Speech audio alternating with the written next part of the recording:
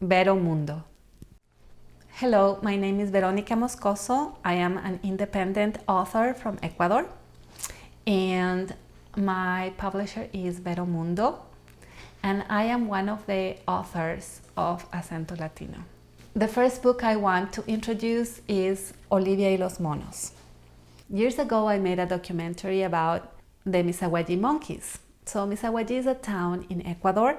It's really funny because there's a troop of wild-fronted capuchin monkeys that live in the town, and basically they share the village with the people of the town, and the monkeys bring tourism to the town. The monkeys are very, very mischievous, and they are thieves. So it's like this. Some people like them, some people don't. I wrote The Reader because I thought it was a great story. I was fascinated by the monkeys.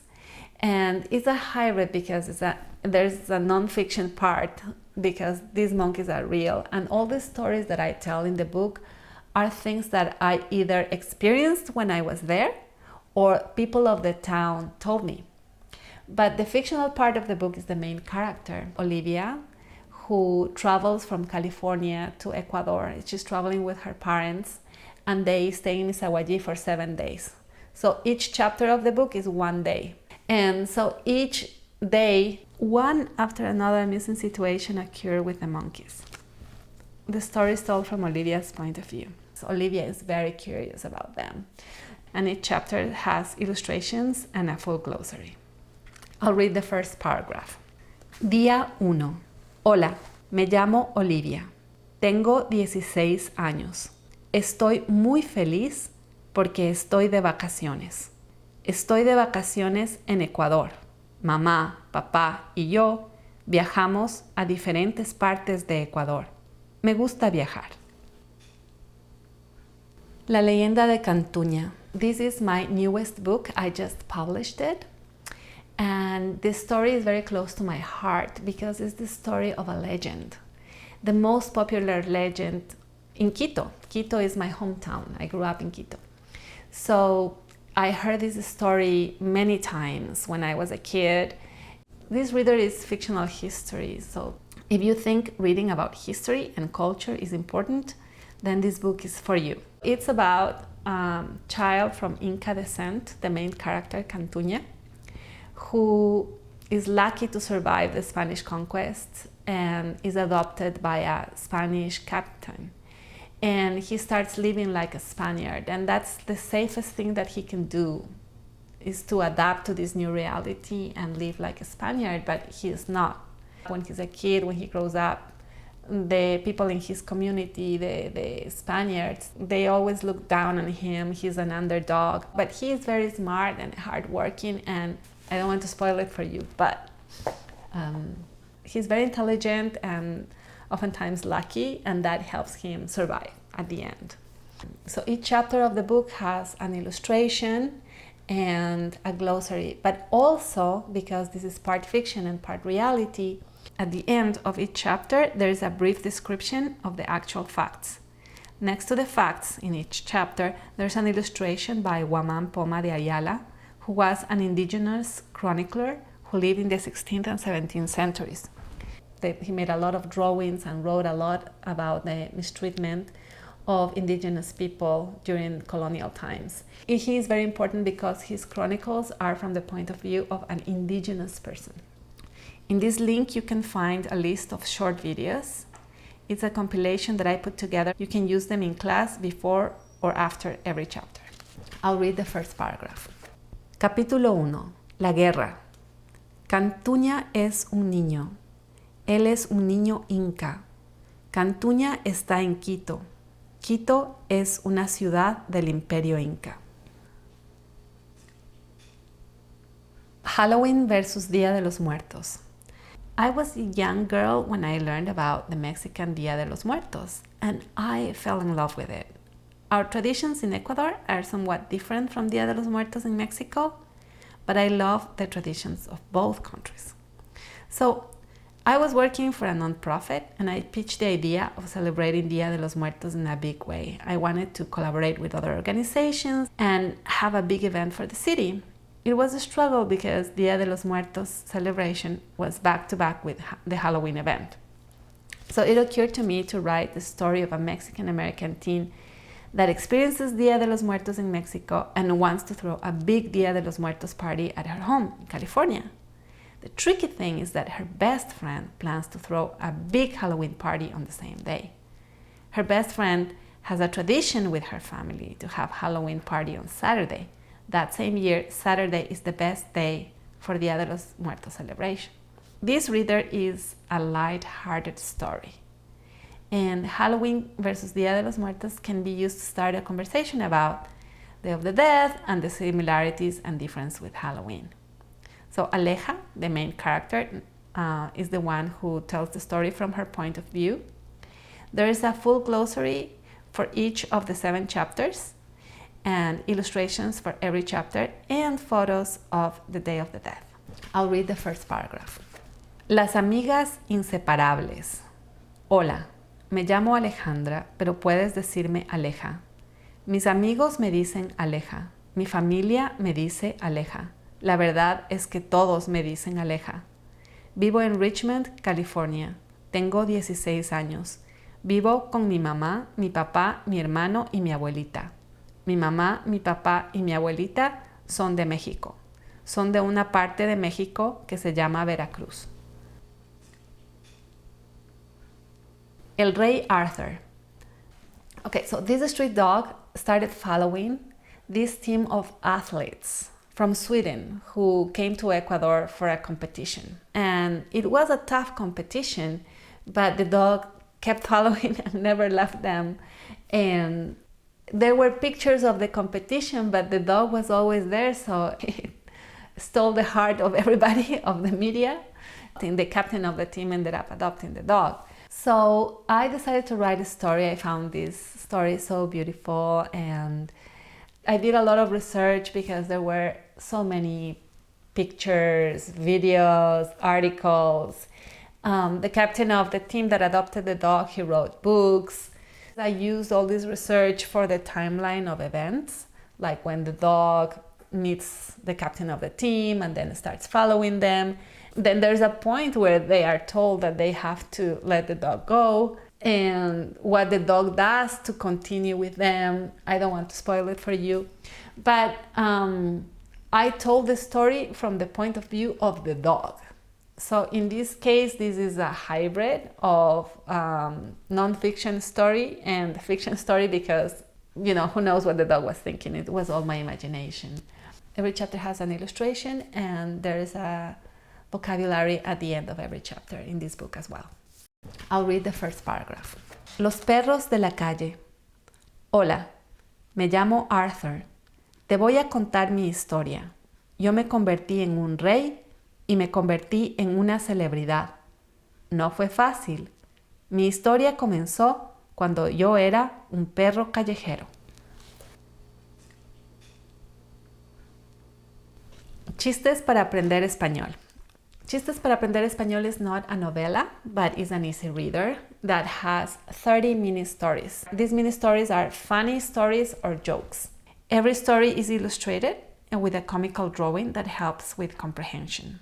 And there's a vocabulary list, and there's also a lot of help for the teachers. Every story has a list of optional questions. For example, there's preguntas de comprensión to check how well the student understood the text. Usa tu imaginación for the students to create their own stories. Preguntas sobre la historia and preguntas personales for the students to express their opinion and to use the context of the story to talk about themselves. And also at the beginning of the book, there are ideas of how to use the book, and there is a link that you can go for free to my website and you can see more ideas of how to use the book. So there's a lot of help for the teachers in this particular book, and I'm gonna read the first joke to you. Empleado. Un perro entra a una oficina. El perro señala con una pata un anuncio. El anuncio dice: necesitamos empleado. Tiene que escribir rápido en la computadora. Tiene que hablar 2 idiomas. En la oficina entienden que el perro quiere trabajar. El jefe le dice, el empleado que necesitamos tiene que escribir en la computadora. El perro prende una computadora con la pata. Muy bien, pero tienes que escribir en la computadora. El perro escribe en la computadora con las patas. Muy bien, pero tienes que escribir muy rápido. El perro escribe muy rápido con las patas. El jefe le dice al perro, el empleado que necesitamos tiene que hablar 2 idiomas. El perro le dice, miau. El pequeño ángel de Colombia. Years ago, I saw this documentary about a Colombian boy. It was actually about the amazing humanitarian work that he was doing. When he was 6, 7 years old, he befriended his grandfather and they became best friends. But his grandfather died. He wanted to find other friends, other elderly friends. So it was a process, but he befriended a lot of people in the neighborhood. And he lived in a very, very poor neighborhood. And he realized that a lot of the people that he befriended, all these elderly people, he finds out that they are in desperate need for help. So since he was very young, he started a crusade to help them. He got a lot of attention from the media, and first the media in Colombia, then the media in France. Every time he got attention from the media, he used it for his advantage to get funds and to get donations and to help the elderly.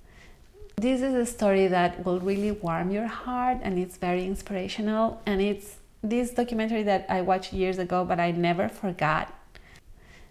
That's why I wrote a reader. I did a lot of research to write this story and was able to interview him. Part of every purchase of this book will support his foundation. El abuelito. Albeiro Vargas era famoso. Tenía 12 años y era famoso. Albeiro era un niño famoso en Colombia y en Francia. Las personas le conocían como el pequeño ángel de Colombia. Alma de Lobo. I read an article about a man that had lived with wolves in Spain, and he was alive to tell his story. And I was like, no, it can't be. So I started researching and I found so much information. Turns out that this person, his name is Marcos, is really well known, and there's a documentary about him, there's a movie about him, tons of articles about him, lots of interviews. This was a true story, and this is what happens when reality overcomes fiction. I was happy to finally find him and call him and interview him. This one is the most fascinating story that I've ever researched and written. This novella is the true story of Marcos Rodriguez Pantoja. He's the only documented case in Spain of a feral child. So at the age of 7, Marcos was sold by his father to work as a shepherd in a remote valley of the Sierra Morena. The older shepherd who was teaching him the ropes suddenly died, leaving Marcos on his own. Alma de Lobo describes how Marcos manages to survive in the mountains, adopted by a pack of wolves. Then the painful process to adapt in the world of humans after his capture.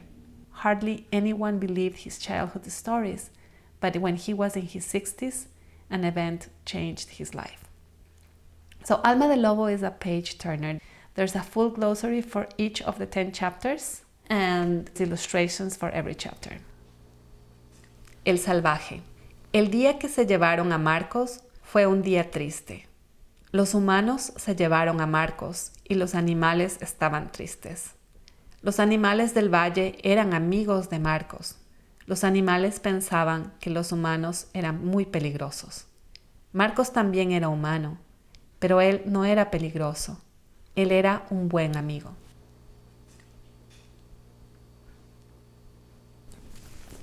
Soñadores.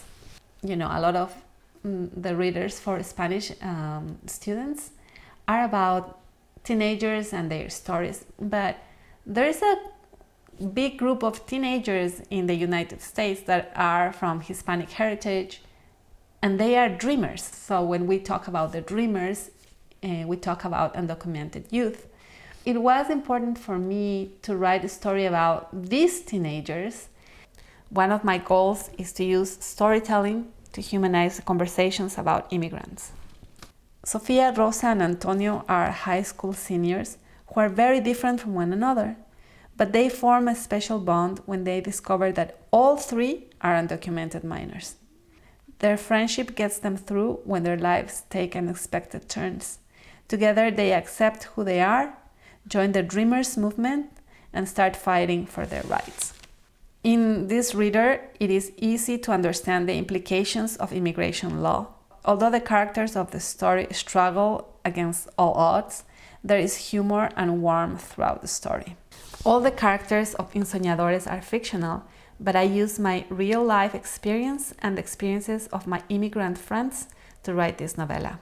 There's an illustration for every chapter, and a full glossary is included at the end of the book. Here goes the first paragraph. Mi vida perfecta. Era una mañana de cielo azul.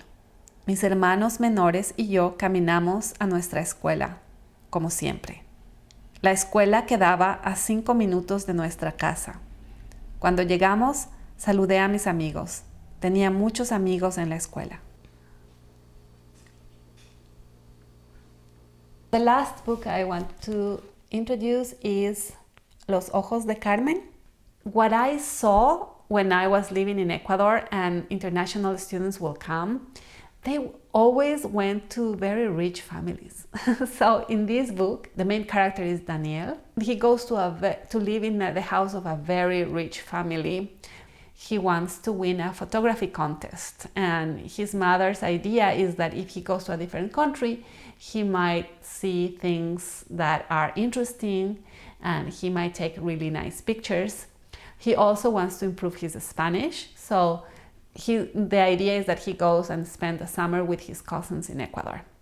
At the beginning, he is having a lot of fun. So everyone he knows speaks English, so he can't practice Spanish. And the pictures that he's taking are really boring. There's nothing different. He takes a trip outside of Quito where he's staying. He goes to Otavalo, and then he starts taking interesting pictures. And he meets a girl, this beautiful girl with amazing eyes, and he wants to take a picture of her, but I don't want to spoil it for you, but something happens in the way and he can't. Meeting her kind of changes his perspective in a big way. I'll read the first paragraph. Capítulo 1. California, junio 1999. Me llamo Daniel y quiero contarte una historia. Todo comenzó el año pasado cuando mi mamá me regaló una cámara de fotos digital. Comencé a tomar fotos de cualquier cosa, de flores, paisajes, mi familia o mis amigos. Después empecé a ver el mundo con otros ojos. Encontré belleza por todas partes. Por ejemplo, en la forma y el color de una hoja en otoño, la gracia con la que se mueve una ardilla, o la expresión en la cara de mis amigos cuando ríen. Thanks for watching. If you have questions, feel free to contact me and email me.